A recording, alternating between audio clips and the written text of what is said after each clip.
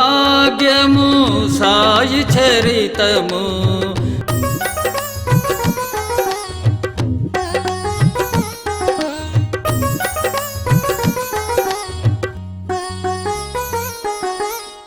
మసీదు నందు ఒకరోజు మరుసటి రోజున చావడిలోన బాబాని దురించే ప్రతిరోజు అది వర్ణించెద వినరండి.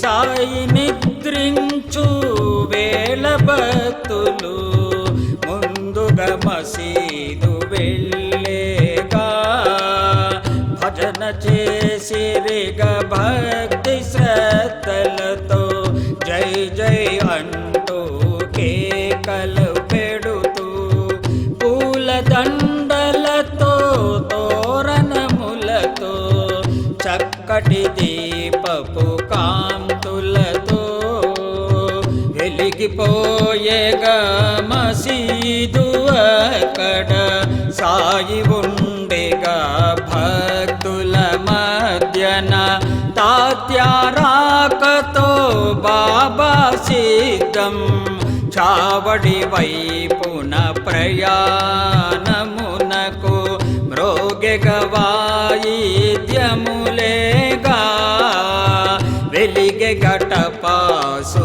మందులుగా సాయికి ఎడమా తాత్యా నిలబడి సాయికి కుడి వైపు మహల్సా నిలబడి బాపు సాహెబు ఛత్రము పట్టిగా బాబా శిరస్సు పైన కదా పయనమయ్యగా చావడికి శ్యామకర్ణియే దారి తీయుచు నింగి మొత్తము బ్రదలగునట్లు సాయి నామ స్మరణముతోనా కాకా సాహెబు ముందుకు వచ్చెగా వెండి పళ్ళెముతో పూలు తెచ్చెగా కాకా తీసెగా గులాల్ పొడిని బాబా పైన చల్లెనుగా సాయి ముందర నృత్యము చేసెగా మహల్సాపతి ఆ సమయములోన పల్లకి ఉత్సవం చూచుటకు గుమిగూడిరిగా షిరిడి జనులు చావడిలోన బాబా కూర్చొని భక్తులే సాయి పూజించరిగా బాబా తలపై తురాయి మకుటం పెట్టెగా భక్తులు ఆనందముగా మెడలో మాలలు నగలు కూడను వేసెగా భక్తులు సాయి బాబాకు కస్తూరి నామం పెట్టిరిగా బాబా లొంగెగా వారి భక్తికి బాపు సాహెబ్ పాద పూజను ఇతర భక్తుల సేవలతోనూ సాయికి భక్తితో సమర్పించెగా సాయి దీవెనలు పొందిరిగా బాపు సాహెబ్ హారతి ఇచ్చెగా హారతి అందరూ అందుకొనిరిగా సాయి బాబాని దురించేగా షిరిడి నందు చావడిలోన ఓం సాయి శరణం శరణం శ్రీ సాయి శరణం శరణం.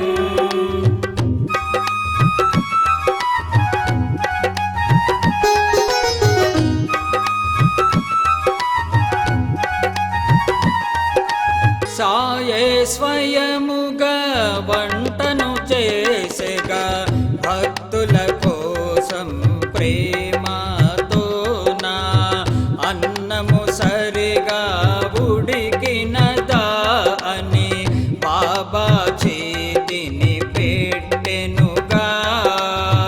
మరుగుచున్నాడే కిసాలో సాయి చేతిని పెట్టేవారు. తన కఫిని పైకెత్తి చేతితో సాయి కలిపెడివారు.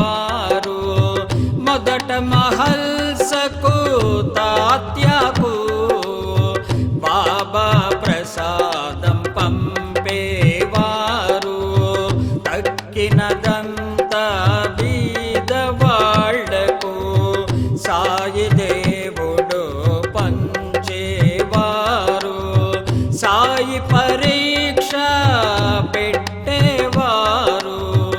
ఒక్కోసారి తన భక్తులకు గురువు చెప్పినది విన్నారా అని బాబా గమనించేవారు. నానా సాహెబ్ ప్రతిరోజు దత్తుని చూచుట అలవాటు.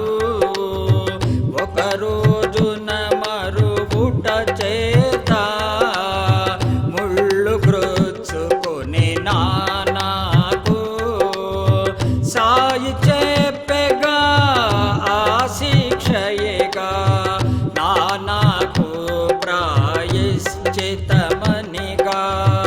ఇక ముందైనా జాగ్రత్త చూపని బాబా సూచన చూసెనుగా. సాయి ఇచ్చెగా గిన్నెడు మజ్జిగను హేమాడ్ పంతుకు త్రాగమని. సాయి ఆజ్ఞతో త్రాగెను భక్తుడు రుచిగల చీకటి ఆ మజ్జిగను. ఓం సాయి శరణం శరణం, శ్రీ సాయి శరణం శరణం.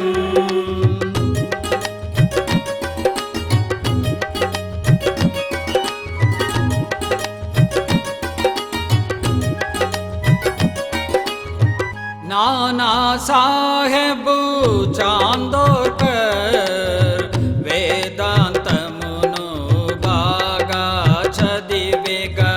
భగవద్గీతను చదివినానని గర్వించెనుగా తనకు తానిగా. నానా అనుకొనిగా బాబాకు సంస్కృతమన్నా తెలియదని.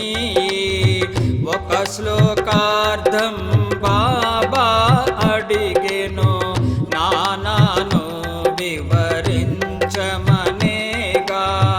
బాబా అడిగిన ప్రశ్నలకు నానా వద్ద జవాబు లేదుగా. ప్రణిపాత పరిప్రశ్నకు అర్థం సాయి బాబా వర్ణించెనుగా. షిరిడీలోన ఒక భవనం బోటికి ఉండాలనుకొనెను. దీక్షిత్వాడలో నిద్రించుచుండగా ఒక స్వప్నమును చూసెనుగా. బాబా కలలో కనిపించి ఒక వాడాను నిర్మింపమనెగా. ఆ వాడాను మందిరముతో నిర్మించు అని అన్నారు సాయి. ప్రక్కన ఉన్న శ్యామకు సాయి చూపిగా అదే స్వప్నం. ఊటే తలపెట్టి వెంటనే కార్యాన్ని బాబా ఆజ్ఞగా భావించి బాబా సలహాతో కొన్ని మార్పులను చేసినారు ఆ బోటే వాడకు. బోటే తలచెగా కృష్ణుని ప్రతిమను వాడలో ప్రతిష్ఠ చేయాలనిగా. క్రొత్త మలపులే తిరిగెనుగా. బాబాకు జ్వరం వచ్చెనుగా. బాబా కాయము విడుచుటకు సిద్ధంగా ఉన్నారంట. బోటి భక్తుడు తలిచనుగా తన కార్యం నెరవేరదనిగా. రాతివాడలో ఉంచమని బాబా అనేగా. సమాధి ముందర కృష్ణుని కొరకు నిర్ణయించిన స్థలమునందే సమాధి చేసిరి. బాబాయే మురళీధరుడు అని బోటివాడ సమాధి మందిరం. ఓం సాయి శరణం శరణం, శ్రీ సాయి శరణం శరణం.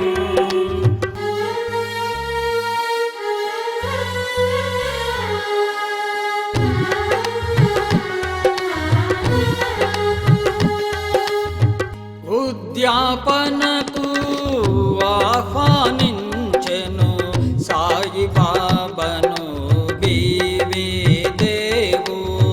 మాట ఏచెగా సాయినాథుడు ఇద్దరితో నా కలసి వచ్చేదని.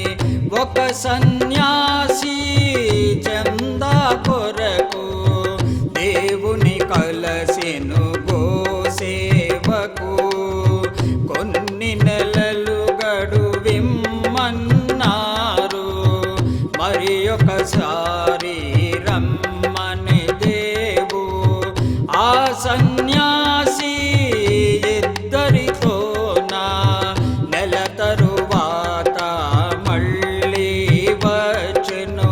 చందా కొరకు రాలేదనెను. అన్నం కొరకు వచ్చితి అన్నారు. ముగ్గురు వచ్చి సంతర్పణలో అన్నం భుజించి వెళ్ళారు.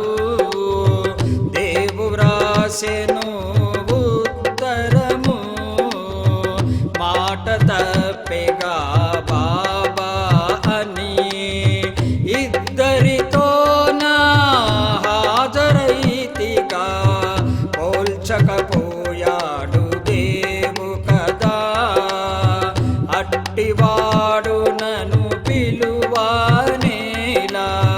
చందా కనుకొని ఉండనేలా. కొల్లు చేయను నా మాటలను అన్నారు ఆ సాయినాథుడు. సాయి పంపిన జాబును చదివి దేవు కంట తడి పెట్టుకొనెనుగా. హే మాట్పంతుకు హోళీ రోజున స్వప్నమునందు సాయి కనిపించే. వచ్చెదనన్నారు భోజనానికి. ఆనాడు తన ఇంటికి సాయి 12ంటికి సాయి వెళ్ళిగా. పటము రూపమున వారింటికి బాబా కొరకు వేసిన పీటపై ఆ పటమునే పెట్టిరిగా. ఓం సాయి శరణం శరణం, శ్రీ సాయి శరణం శరణం.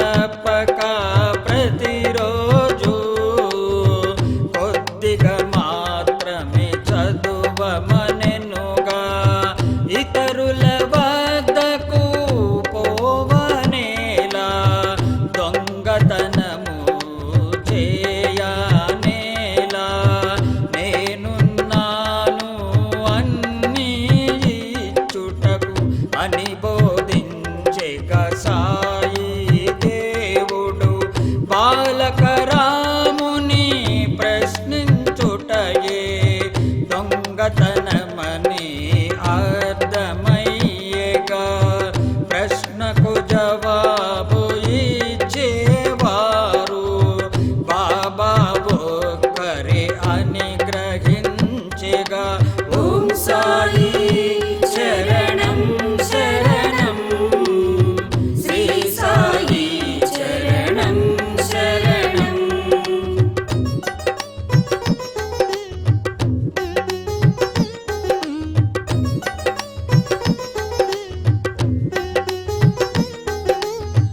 బాబా సమాధి చందకముందే సాయి సూచించే భక్తులందరికీ విజయదశమి రోజున నాడు బాబా కోపం చూపెనుగా తన తలగుడ్డను కఫ్నీ లంగోటి తీసి చింపి దునిలో విసిరే దిగంబరుడై నిలిచారు బాబా ఎర్రని కళ్ళతో అరిచే సాయి హిందువునా ముస్లిమునా తేల్చి చెప్పమన్నారు సాయి ఈరోజు నా సీమోల్లంఘనం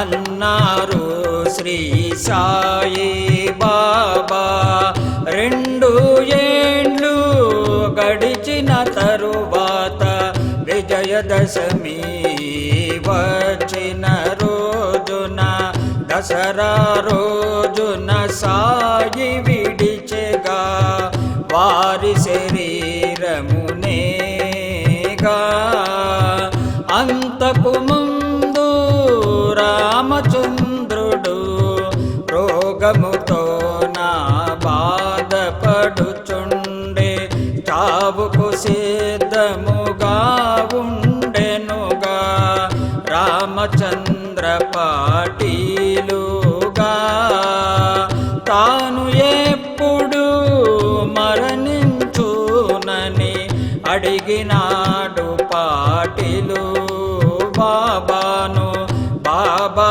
అభయం ఇచ్చారు అతనికి చావును తప్పించారు బాబా పలికెగా పాటిల్తో నా తాత్యా పోతే పాటిల్ గురించి విజయదశమి రోజున తాత్యా మరణించునని చెప్పెను బాబా బాబా మాటకు తిరుగులేదుగా రామచంద్ర పాటిలు లేచెగా తాత్యా జబ్బు పడేనుగా మంచము పట్టెగా తాత్యానేగా బాబా యందు విశ్వాసముతో తాత్యా భరించి రోగముగా దసరా పండుగ వచ్చెనుగా తాత్యా నాడి అందకుండెగా వింత జరిగెగా తాత్యా నిలిచెగా బాబా తప్పించి అతని మరణమును తాత్యకు బదులు బాబా విడిచెగా తన దేహమును ఆనాడు సాయి సమాధి చెందిన మర్నాడు గనుకలలో నా సాయి కనిపించి కనిపించే కూలెనుగా మసీదు అన్నారు. వర్తకులే కారణమని అన్నారు. పువ్వులతోన కప్పమనెనుగా కలలో సాయి చెప్పెనుగా. దాసగను షిరిడీకి చేరెను, సాయి ఆజ్ఞను పాటించెనుగా. సాయి సమాధి చెందక ముందు సాయి బోధన వినరండి. లక్ష్మీబాయి షిండే అనే సాయి భక్తురాలు ఉండెను షిరిడీలో. ఆమె చేసేగా సేవను ఎంతో మసీదులో నా బాబాకు.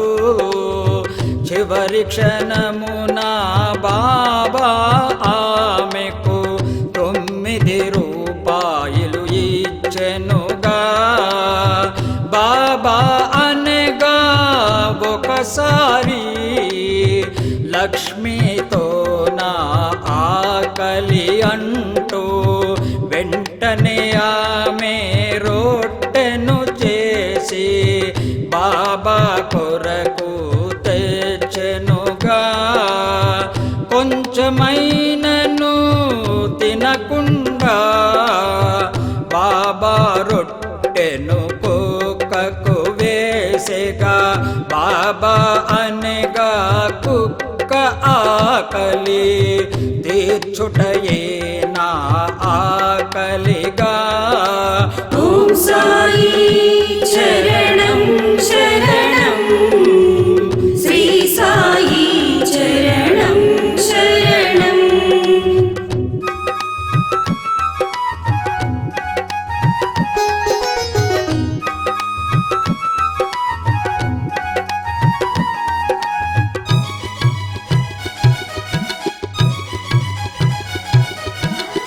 లక్ష్మణ్ మామకు స్వప్నములో సాయి చెప్పిరిగా ఈ విధముగా. మరణించాడని బాబు సాహెబు అనుకొని పూజకు వెళ్ళడని. త్వరగా లేచి పూజకు వెళ్ళి ఎప్పటి వలనే హారతి ఇమ్మని ఈ సందేశము వినిన జోషి పూజ జరిపి హారతిని ఇచ్చెగా. భక్తులు కొందరు బూటి వాడలో సాయిని సమాధి చేయదలచిరి. మరికొందరు బాబా దేహమును బయట సమాధి చేయదలచిరి. చివరకు అందరూ సమ్మతించెరు వాడలలోని సమాధి అని. మురళీధరుని కొరకు వదలిన స్థలమునందే సమాధి చేసిరి. సాయి బాబాయే మురళీధరుడు భూటేవాడే దేవాలయమని ఎందరు భక్తులు వచ్చుచుండెగా. శాంతి సౌఖ్యములు పొందుచుండిరి. సాయి శరీరము వదలక ముందు ఒక దోషకునము అయ్యనుగా. బాబా వాడే పాత ఇటుక 2 ముక్కలుగా అయ్యనుగా. ఇటుక విరుగుటకు పూర్వము కూడా మహిమను సాయి చూపెనుగా. ఉబ్బస వ్యాధిని తప్పించుటకై తన ప్రాణములను వదిలిరి సాయి. సాయి చెప్పెగా మహల్సతోనా తన శరీరమును కాపాడమని. 3 రోజులు గడిచిన పిదప సాయి వచ్చెదన్నారంట. తన ఒడిలోన బాబాను 3 రోజులు కాపాడే మహల్సా. 3 దినములు గడిచిన